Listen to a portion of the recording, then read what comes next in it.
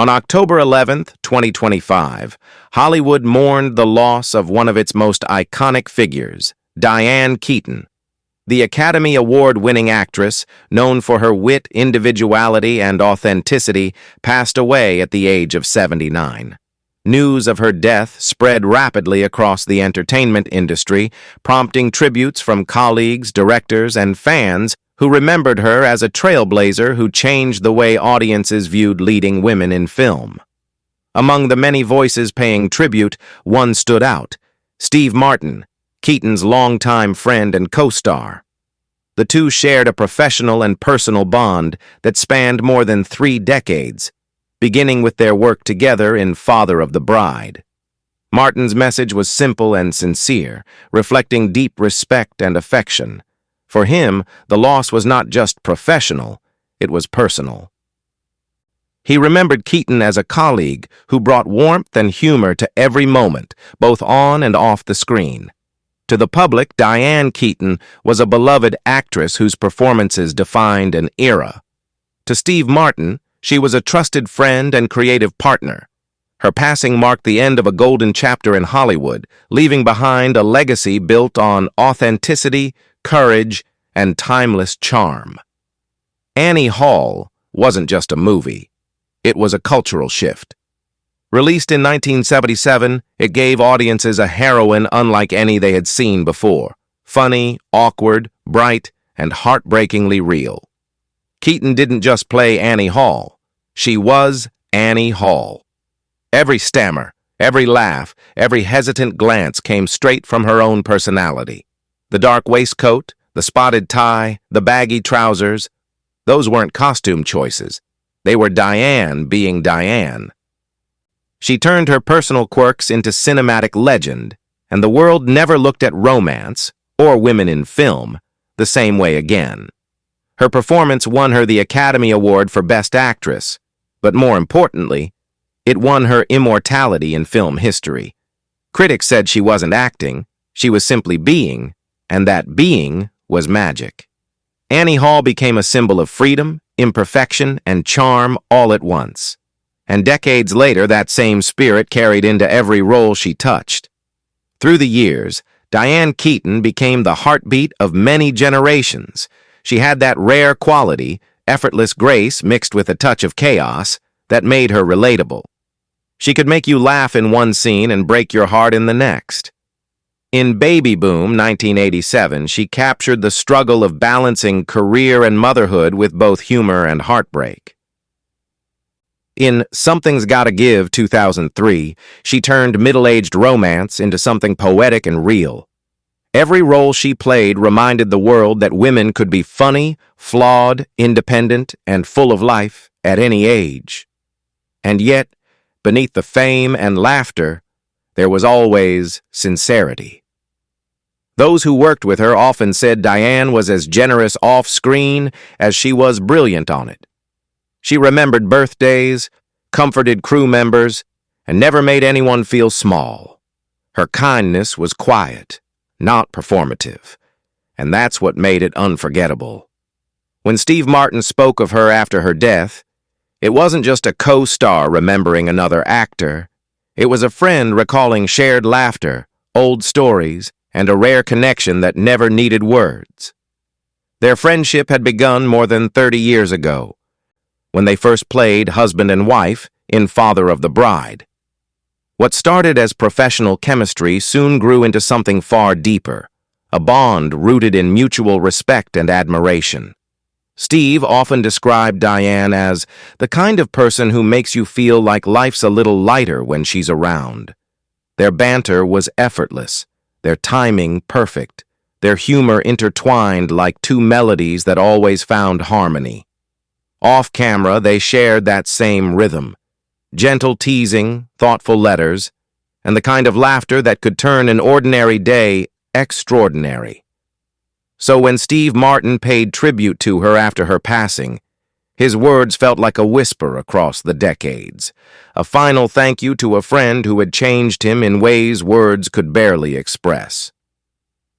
He called her a treasure of truth saying that her ability to stay genuine in an industry built on performance was what made her so rare.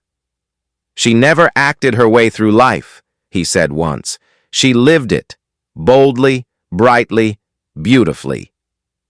For those who grew up watching Diane Keaton, her passing wasn't just a loss. It was like saying goodbye to a familiar friend, the one who always knew how to make you laugh when life got heavy. And for Steve Martin, it was losing a piece of his creative soul, the partner who made every line, every glance, every shared scene unforgettable. Hollywood has said many goodbyes, but this one felt personal. It was more than a star fading. It was a heartbeat quieting. And yet, as Steve Martin reminded everyone through his tribute, some people never truly leave. Diane Keaton's spirit remains, woven into her films. Her laughter, her style, and the courage she gave to countless women to simply be themselves. Her passing may have dimmed the lights in Hollywood for a night, but the glow she left behind will last far longer than any spotlight. Diane Keaton's story was never just about fame. It was about freedom. The freedom to laugh at yourself, to dress how you please, to grow older with grace, and to live life without pretending to be anyone else. In a town where masks are often mandatory, Diane never wore one. She didn't follow Hollywood. She quietly made Hollywood follow her. Born as Diane Hall on January 5, 1946 in Los Angeles, she grew up in a loving but humble family. Her father was a civil engineer, her mother a homemaker and amateur photographer who encouraged her to express herself freely. Her mother's maiden name, Keaton, would later become her stage name, a tribute to the woman who first taught her how to be fearless. From the very beginning, Diane saw the world differently. She loved theater, photography, and the quirks of everyday people. After studying at the neighborhood playhouse in New York, she began performing on Broadway, most notably in Hair. It was there that she caught the eye of a young writer-director named Woody Allen, who cast her in Play It Again, Sam both on stage and in its 1972 film version. The two shared not only artistic chemistry, but also a brief romantic relationship that blossomed into lifelong friendship. But her true breakthrough came a year later, when Francis Ford Coppola cast her as Kay Adams, the innocent young woman who marries into the dark empire of The Godfather. It was a role unlike any other. Surrounded by legendary performances, Al Pacino, Marlon Brando, James Caan, Diane held her own with quiet strength. Her Kay became the moral center of the film, the lens through which the audience experienced the Corleone family's descent into power and corruption. It was a performance of restraint, soft-spoken but devastating. And when she returned in The Godfather Part 2, her tearful confrontation with Michael Corleone became one of the most haunting moments in cinema history. Few actresses could capture both fragility and fury with such honesty. Yet, even as the world began to take her seriously as a dramatic actress, Diane Keaton longed to show another side of herself, the funny, messy, unpredictable part that made her who she truly was. That chance came in 1977 when she starred in Annie Hall. The film wasn't just a romantic comedy, it was a revolution. Diane's Annie was quirky, talkative, uncertain, but also brilliant. A real woman in a world of cinematic illusions. Her wardrobe, made up of her own clothes, became iconic. Wide trousers, vests, ties, floppy hats, a combination no costume designer could have dreamed up better. She made individuality fashionable. Suddenly, every young woman wanted to be a little like Annie Hall, spontaneous, sincere, and unapologetically herself. When Diane won the Academy Award for Best Actress for Annie Hall, she didn't just join the ranks of great performers. She changed what greatness looked like. No longer did a leading lady need to be polished and perfect. She could be authentic, awkward, and unforgettable. Over the next few decades, Keaton continued to defy expectations. In the 1980s, She starred in Reds alongside Warren Beatty, a film that earned her another Oscar nomination. Then came Baby Boom 1987, a Nancy Meyers-Charles Shire comedy that cemented her image as the relatable modern woman, juggling career, motherhood, and identity with grace and exhaustion all at once. The film struck a chord with working women everywhere. Diane's character wasn't superhuman. She was real, flawed, and lovable. That honesty became her artistic signature.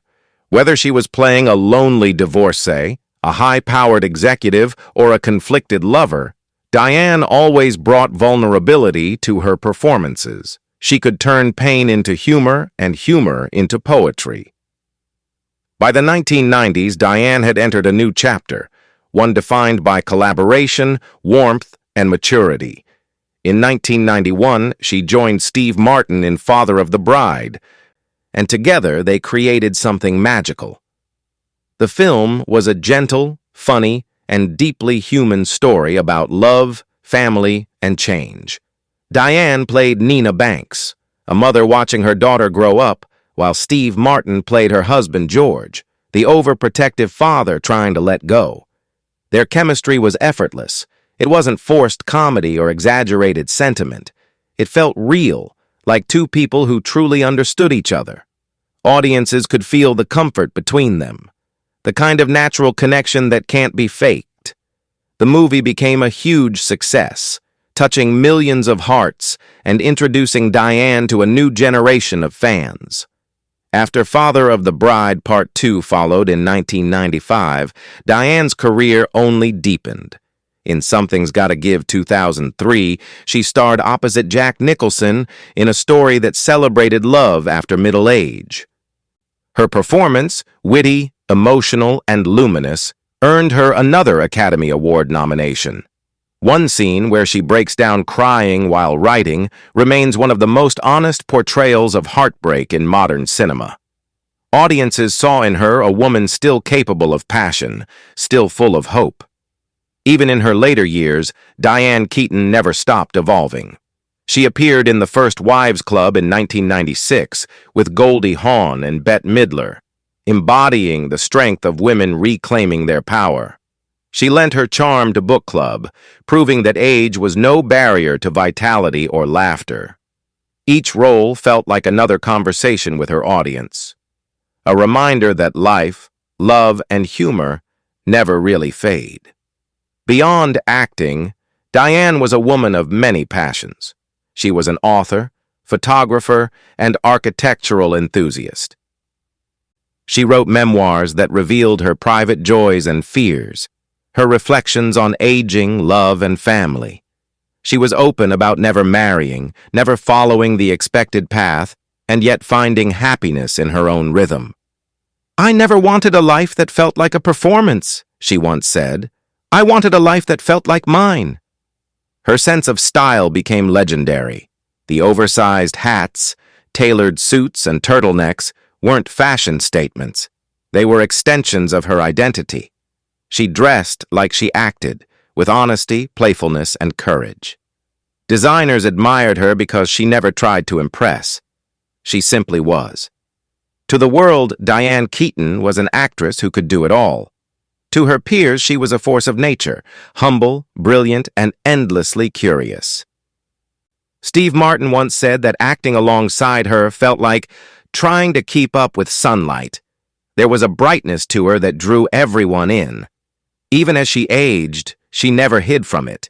She embraced her silver hair, her wrinkles, her years, wearing them as proof of a life fully lived.